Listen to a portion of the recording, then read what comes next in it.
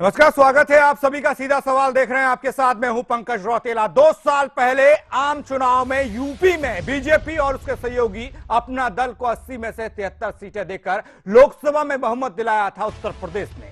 इससे पहले इंदिरा गांधी की हत्या से उपजी लहर में 8वीं लोकसभा के चुनाव में ही यूपी में कांग्रेस ऐसा शानदार प्रदर्शन दिखा सकी थी, कर पाई थी। यूपी में कांग्रेस का ग्राफ इसके बाद हर चुनाव में गिरता गया। अब सूबे में ऐसी ही हालत बीजेपी की होती दिख रही है। उपचुनाव में पार्टी को पराजय का सामना करना पड़ा। विधानसभा चुनाव 2017 में होने हैं। ऐसे में सवाल यह है कि क्या यूपी में बीजेपी के अच्छे दिन आएंगे?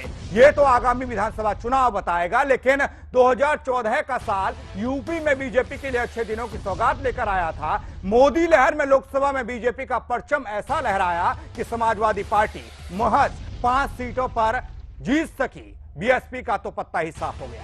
लेकिन 2 साल बीतते बीतते बीजेपी का जोर और शोर धीमा पड़ा है। पार्टी पिछले 2 सालों में जनता को ऐसा संदेश नहीं दे सकी है कि लोग फिर अब की बार मोदी सरकार कहें। ध्यान रहे, ये देश का सबसे बड़ा सूबा उत्तर प्रदेश। जातियों का अंकगणित यहां बेहद मायने रखता है। यहां मिली जीत आपका हौसला ही नहीं बढ़ाती, बल्कि आगामी चुनावों में जीत की सुनिश्चित करती है, गारंटी देती है। यहां बीजेपी की हालत यह भी है कि नेताओं के बीच आपसी टकराव हो रहा है। कई सांसदों ने चिट्ठी लिखकर सवाल तक उठाए हैं। ऐसे में मोदी ने चुनावी आगाज सहारनपुर से चुनावी रैली कर किया। गांव गरीब की बात करते हुए मोदी को यहां सबने सुना, लेकिन गंगा को शायद वो भूल गए। कितनी कठिन है यूपी में बीजेपी की राह, होगा सीधा सवाल आज।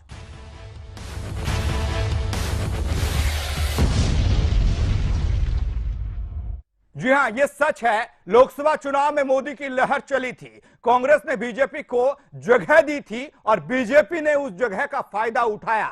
जनता ने बीजेपी के ऐसे नेताओं को भी चुना और चुनकर उनकी बैतनियां पाल लगाई, यानी कि नैया पाल लगाई, जिन्हें कभी वो पसंद नहीं करते थे। अच्छे दिन के अपने बीजेपी नेता देखने लगे थे, लेकिन लोकसभा चुनाव के 100 दिन बाद हुए उपचुनावों ने इन नेताओं को आईना दिखा दिया, बीजेपी को आईना दिखा दिया। जिन 11 सीटों पर बीजेपी के विधायक चुने गए थे, उनमें भी सिर्फ 3 सीटें ही पार्टी बचा सकी। हाल ही में फरेंदा में उपचुनाव हुआ था, पार्टी ने यहां भी अपनी सीट गंवा दी। नतीजे में बीजेपी के विधायक अब सिर्फ 39 रह गए हैं, जबकि 2012 में उसके 48 विधायक हुआ करते थे। ऐसा क्यों हो रहा है, बात करेंगे, लेकिन इस रिपोर्ट के बाद। देखो आसमान में खिलकर सूरज निकल रहा है। देखो आसमान में खिलकर सूरज निकल रहा है। देश का परचम अब ऊंचा उड़ रहा है। बरसों का अंधेरा रोशन हो रहा है। गरीब की रसोई से धुआं हट रहा है। मेरा देश, मेरा देश, मेरा देश, मेरा देश बदल रहा है, आगे बढ़ रहा है। बीजेपी का विकास पर्व। सहारनपुर में सरकार की रैली। मोदी ने दिया 2 साल का हिसाब। ये किसानों गरीबों की सरकार है। क्या ये मिशन 2017 की शुरुआत है?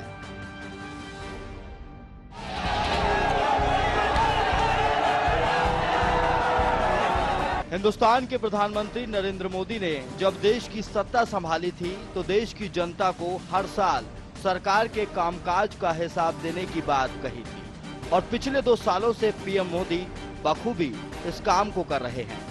जनता के दिलों में जगह कैसे बनानी है, जनता के हितों की बात कैसे करनी है, इसे पीएम मोदी से बेहतर कोई और नहीं समझ सकता। पीएम मोदी ने सरकार के कामकाजों का गुणगान करने के लिए उत्तर प्रदेश के सहारनपुर को चुना और यहां एक विकास पर्व रैली को संबोधित किया। प्रधानमंत्री ने अपनी सरकार को गरीबों और किसानों के प्रति समर्पित और जनता के धन की लूटपाट को रोकने वाली सरकार बताते हुए कहा कि देश में विकास और आशा के मिजाज ने सपरंग के शासनकाल में पैदा हुई नाउमीदी के माहौल को बदला है। भाइयों बहनों, आज मैं आपके सामने उस समय आया हूं, करीब इसी समय 2 साल पहले दिल्ली के राष्ट्रपति भवन के प्रांगण में हम सब शपथ ले रहे थे। जिस समय हम 2 साल पहले वहां शपथ ले रहे थे, उसी समय में आज मेरे देशवासियों को मेरे काम का हिसाब देने के लिए आया।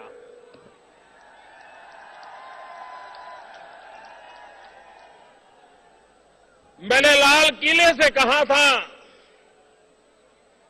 प्रधानमंत्री ये व्यवस्था है, लेकिन प्रधान सेवक ये मेरा दायित्व है, ये मेरी जिम्मेवारी है, और मैं एक प्रधान सेवक के रूप में 125 करोड़ देशवासियों की सेवा करने का निरंतर प्रयास करता रहा हूं। मेरे प्यारे देशवासियों,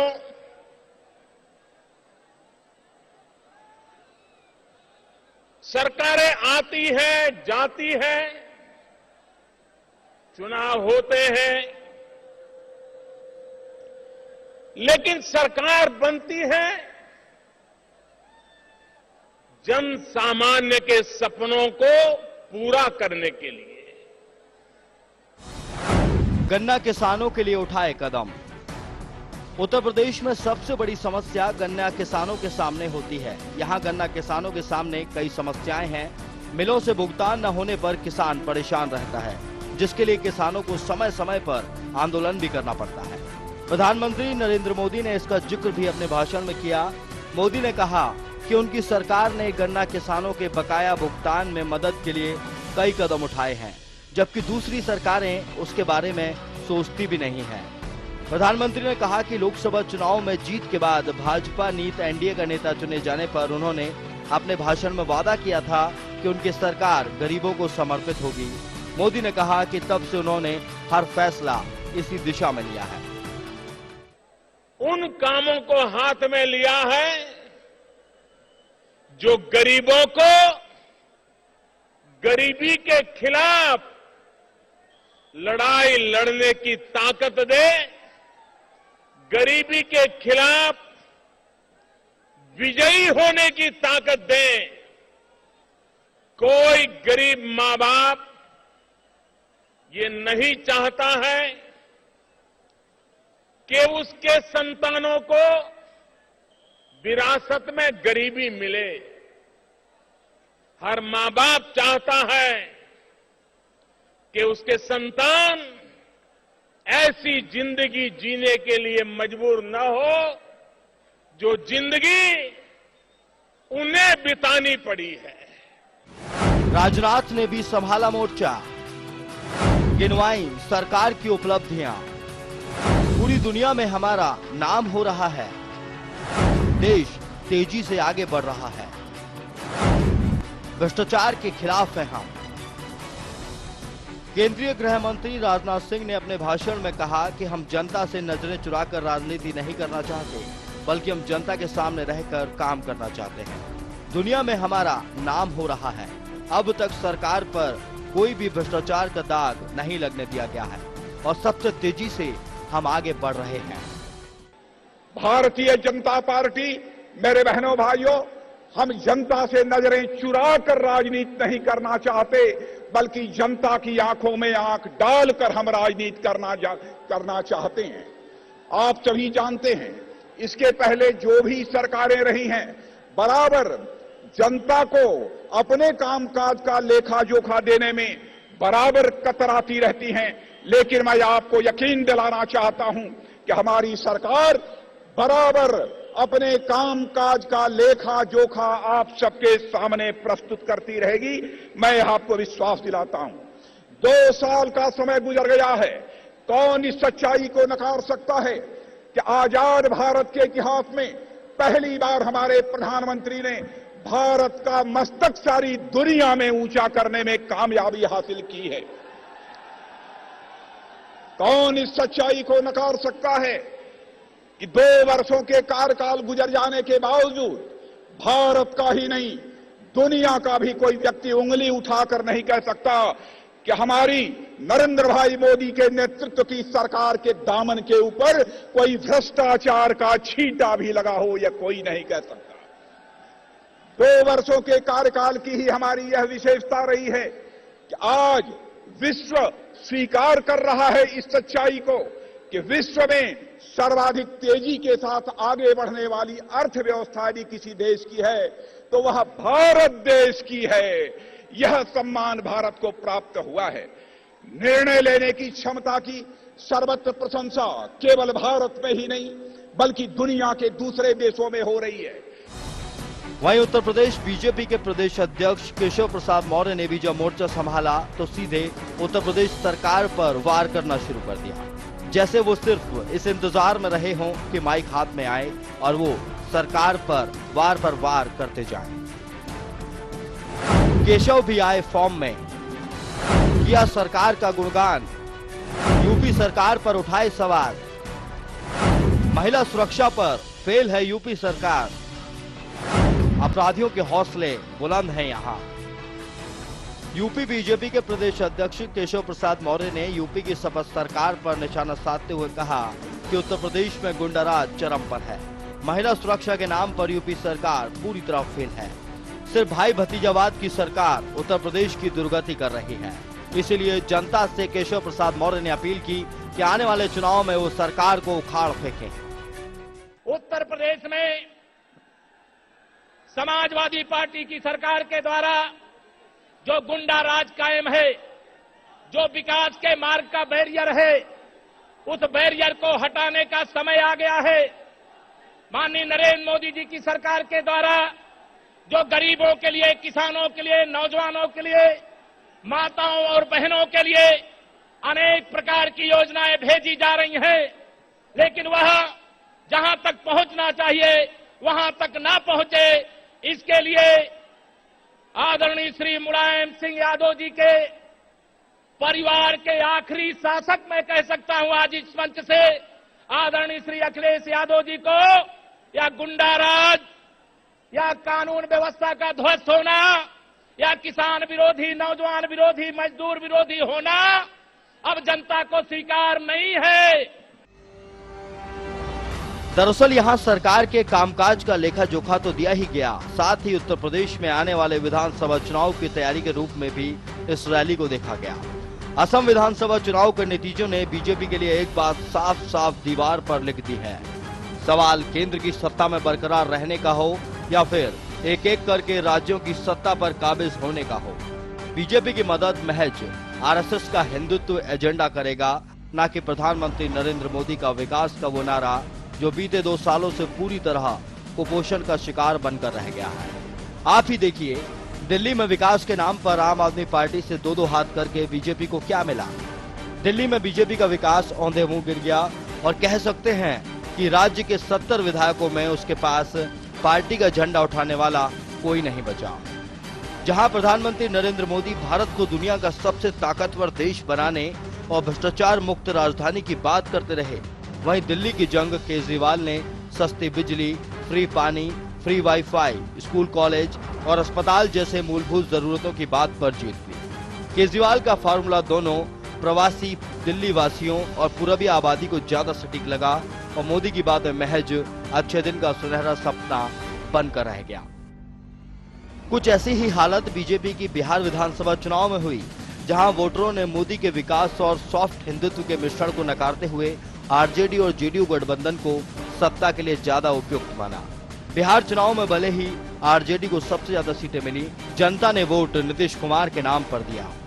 बड़ा सवाल है कि उत्तर प्रदेश को लेकर बीजेपी की रणनीति कितनी कामयाब होगी और अगर होगी भी तो इसके मायने क्या होंगे।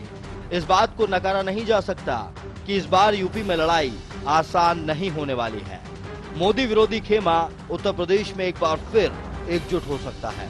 ऐसे में बीजेपी के लिए यूपी जीत पाना इतना आसान नहीं होगा। आने वाला समय सरकार और बीजेपी के लिए इस दृष्टि से बेहद चुनौतीपूर्ण रहने वाला है कि उसे अपने वादों को पूरी तरह से अमली जामा पहनाना होगा। तभी उसके सभी प्रयासों का कोई अर्थ निकल पाएगा, तभी वो यूपी में जनादेश ले जा पाएगी।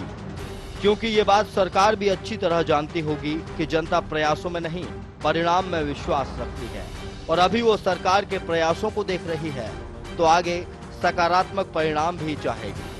सरकार का मूल मंत्र ये हो कि विपक्ष के अनावश्यक अवरोधों, फिजूल के मुद्दों और देश में आए दिन फैलने वाले बिना बात के मुद्दों पर ध्यान न देते हुए अपने वादों को पूरा करने की दिशा में प्रयास करना है। तो ये तय है कि भविष्य में उसे सकारात्मक परिणाम मिल पाएंगे। स्पेशल डेस्क के लिए नकुल चतुर्वेदी, इंडिया क्राइम।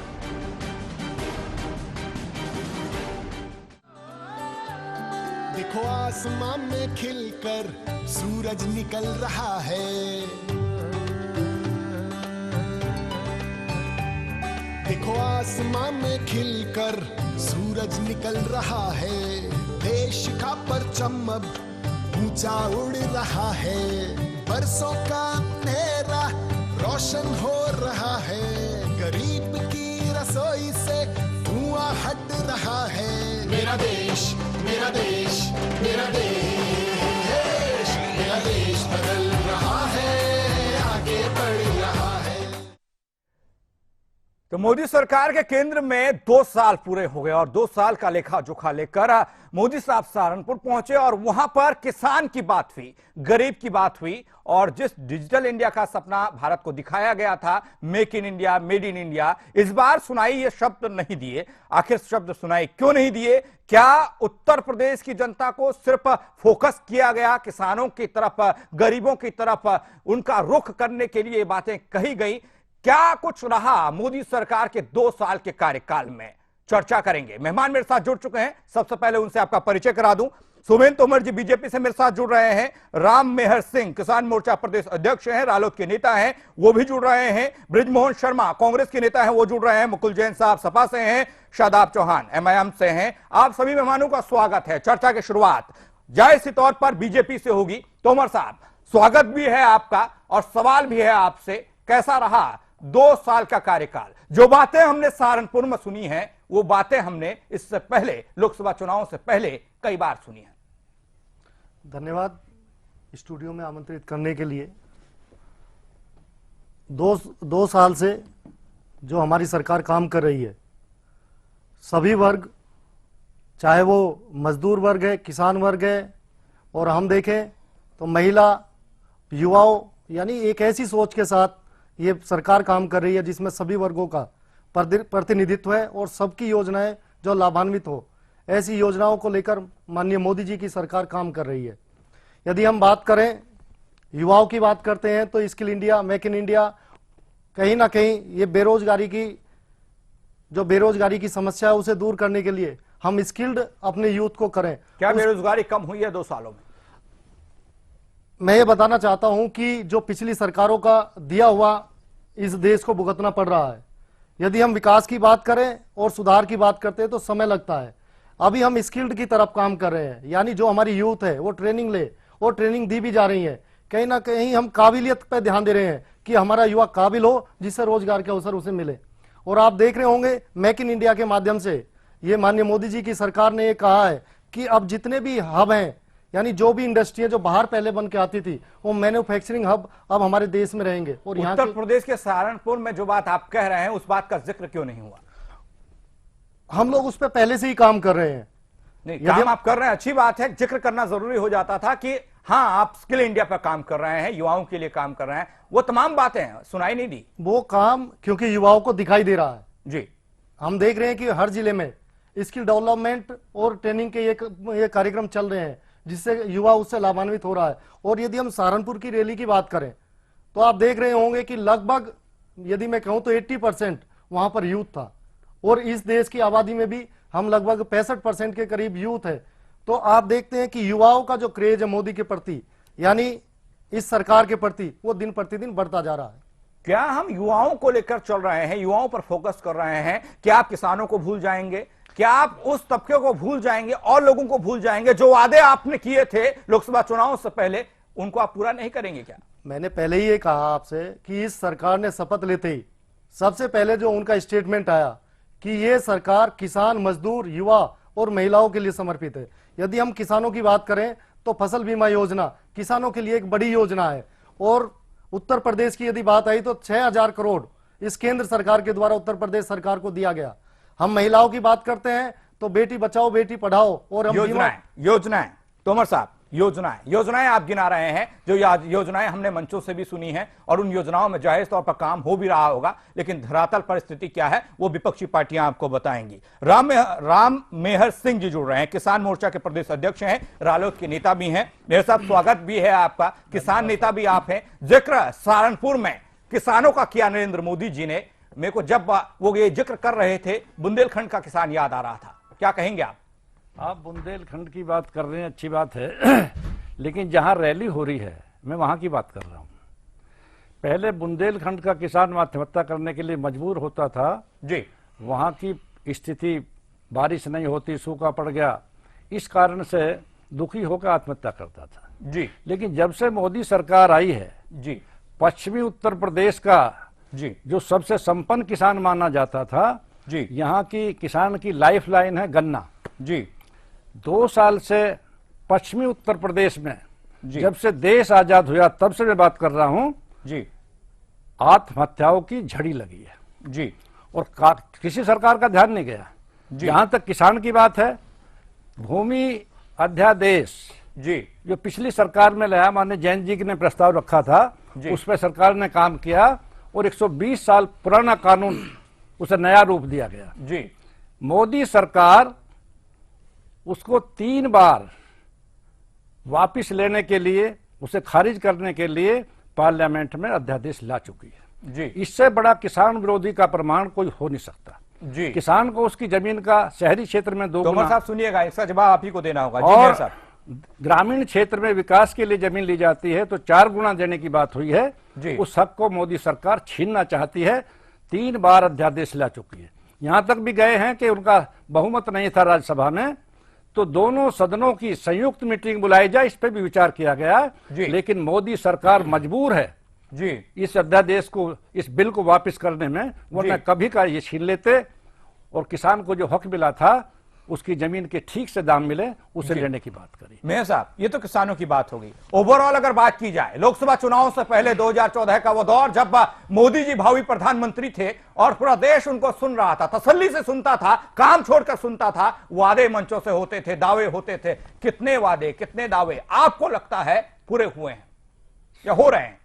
मैं ये कहना चाहता हूं, ये खुद ही अमित शाह कह चुके हैं जी कि ये चुनावी वायदे नहीं थे, चुनावी संगूफा था जी, जो खुद ही उसका स्पष्टीकरण दे चुके हैं। मैं तो कहना चाहता हूं यदि कोई कानून में व्यवस्था है तो इनके खिलाफ देशद्रोह का मुकदमा होना चाहिए जी। पूरी देश की जनता के साथ इन्होंने धोखा किया है जी, आश्वासन, ये संगूफा नहीं होता चुनावी, बिल्कुल। उनके मैनिफेस्टो में है, भरोसा होता पूरे जी। देश की जनता के साथ उन्होंने धोखा किया है। और किसान का तो बिल्कुल क्या कह रहे हैं कि 600 करोड़ इन्होंने किसानों के पेमेंट के लिए दिया है जी, दिया, तो जिसे दिया उसे हिसाब क्यों नहीं ले रहे? बिल्कुल। किसान पे क्या तोमर गया? साहब, इस बात जो का दे रहा है उसको हिसाब तो लेना चाहिए कि जिसके लिए दिया गया जी। उस तक पहुंचा नहीं पहुंचा, नहीं। और यदि नहीं पहुंचा है तो वे पूरी तरह से उसमें फेल है, उस पैसे को बर्बाद कर। नहीं, मैं साहब ये समझ रहे हैं, आपकी बातों से भी समझ रहे हैं और जो देश की जनता कह रही है उससे भी हम समझ रहे हैं। योजनाएं लाने का अब एक सिर्फ मौका चाहिए पार्टियों को कहने का, यानी कि कहने के बाद, दावों के बाद, वादों के बाद अब जब पूछा जाता है तब उसे जुमला करार दिया जाता है। तोमर साहब, ये चीजें आपने देखी होंगी, हमने भी देखी हैं, जाहिर सी बात है आपने कहा था तो सवाल भी पूछेंगे। अब बताइएगा आप। मैं पहले तो आदरणीय राम मेहर जी की बात को सही करना चाहता हूं कि जो उन्होंने 600 करोड़ कहा है वो 6600 यानी 6600 करोड़ रुपए जी। है जो केंद्र सरकार द्वारा दिया गया है जी। और किसानों की यदि हम बात करें, हम बुंदेलखंड ही नहीं पूरे देश में नहरों और नदियों को जोड़ने का काम केंद्र सरकार कर रही है। जो सूखाग्रस्त, जो इस तरह के मैदान है, जो इस तरह की भूमि है, वो ठीक हो सके जी। और रही बात किसानों की, तो पश्चिमी उत्तर प्रदेश ही नहीं, किसानों की समस्या को देखते हुए पहली ऐसी सरकार है, यदि किसी का कोई वाहन चोरी हो जाता है, कोई छोटी सी वस्तु चोरी हो जाती है और उसका बीमा है तो उसे मिलती है। यह पहली ऐसी सरकार है माननीय मोदी जी की जो हर वर्ग को लाभान्वित करने का प्रयास कर रही है और काम उस पर कर रही है। फसल बीमा योजना के माध्यम से, फसल बीमा योजना का जिक्र बार बार होता है तोमर साहब, लेकिन बुंदेलखंड का जब हम हाल जानते हैं, वहां पर जमीन सूखी पड़ी है, पानी की व्यवस्था नहीं है, तमाम चीजों की परेशानी से किसान जूझ रहा है और आप जिक्र करते हैं जो फसल बीमा योजना आप लेकर आए हैं, उस योजना का कितना लाभ पहुंच रहा है जनता को, आपने जानने की कभी कोशिश की? नहीं। उस फसल बीमा योजना के माध्यम में बताना चाहता हूं कि आने वाले समय में, क्योंकि अभी सरकार 2 साल हुए हैं सरकार को बने हुए, और जो पूर्ववर्ती सरकारें रही हैं उन सरकार को यदि देखा जाए, किसी भी काम को यदि बिल्कुल ध्वस्त कर दिया जाता है, यदि हम किसी कंस्ट्रक्शन की बात करते हैं तो ध्वस्तीकरण के बाद यदि फिर से निर्माण किया जाता है तो उसमें समय लगता है। ये योजनाएं और तो साहब, जब बातें होती हैं, जब वादे कर रहे होते हैं, जब दावे कर रहे होते हैं, वो मंचों से चिल्ला रहे होते हैं, उस समय भी थोड़ा समय का ध्यान हम लोगों को रखना चाहिए। आऊंगा आपके पास, शर्मा जी आपके पास आ रहा हूं। कांग्रेस के नेता आप हैं, आपकी पार्टी विपक्षी पार्टी है, उत्तर प्रदेश में भी आप लोग चुनाव लड़ने जा रहे हैं। मैं हाल ही में सुन रहा था कि कांग्रेस अपने दम पर उत्तर प्रदेश में चुनाव लड़ने जा रही है। जिस तरीके से बीजेपी काम कर रही है पिछले 2 सालों से, क्या कहेंगे आप? आपने तोमर साहब को भी सुना है, मेयर साहब को भी सुना है। धन्यवाद जी। सर्वप्रथम मैं ये कहना चाहता हूं, जो भारतीय जनता पार्टी के जो प्रधानमंत्री मोदी जी द्वारा या जो इनके नेताओं द्वारा जो भी ये वायदे जुमले जो भी कुछ किए जाते हैं, ये सब जनता को गुमराह करने के लिए किए जाते हैं जी। हकीकत जमीनी जिसके ऊपर कोई भी कार्य, मैं आज एक मंच के माध्यम से पूछना चाहूंगा कि मोदी जी ने ऐसा कोई एक कार्य किया हो जिससे कि हमें देश को कोई गर्व हो उसके ऊपर जी।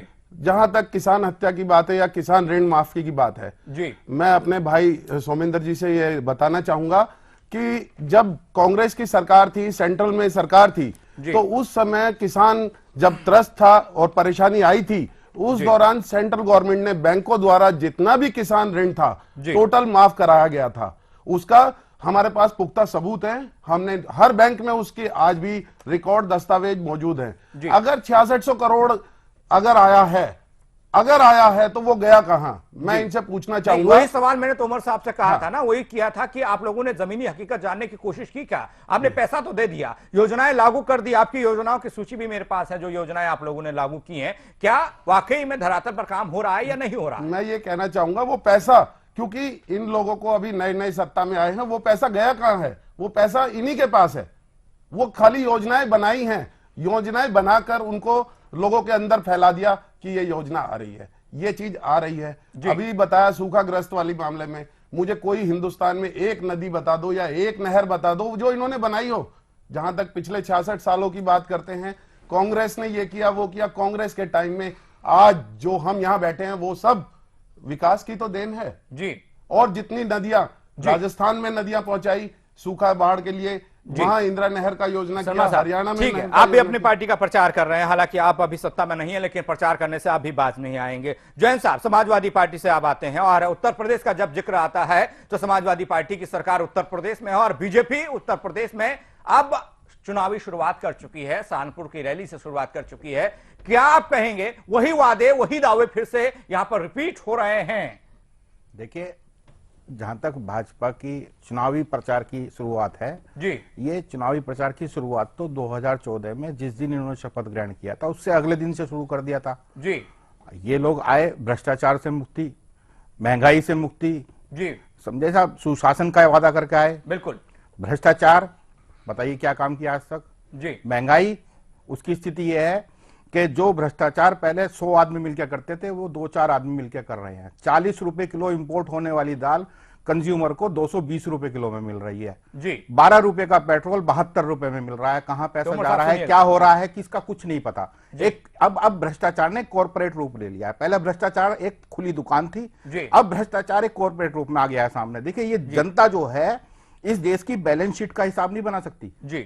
आज हम कहें कि कहने लगे जाके, आज हमने कहा कहने लगे साहब हमारे पास हमने ये किया, हमने वो किया, एक हम बहुत बड़ा पोथी पत्र लेके आ जाए और वो बैलेंस शीट को एक आम आदमी के सामने रखते हैं, साहब हमारी जीडीपी 7.8 हो गई जी। 125 करोड़ लोगों में 125 आदमी भी ये नहीं बता सकते कि जीडीपी की रेशो किस तरीके से निकलती है। नहीं, वो भी कई सारे आंकड़े हैं, कई विवादित बयान भी लोगों के हैं। हाँ। इस 2 साल के अंदर काम कम हुआ है, विवाद ज्यादा हुए हैं, जो मेरे पास जो रिपोर्ट कहती है। मैं आऊंगा आपके पास भी आऊंगा शादाब चौहान जी, लेकिन एक छोटे से ब्रेक के लिए मेरे को यहां पर रुकना पड़ रहा है। ब्रेक के बाद जब वापस आएंगे तो बात करेंगे विकास की भी, बात करेंगे वादों की भी, बात करेंगे दावों की भी, बात करेंगे उन विवादों की भी। छोटे से ब्रेक के बाद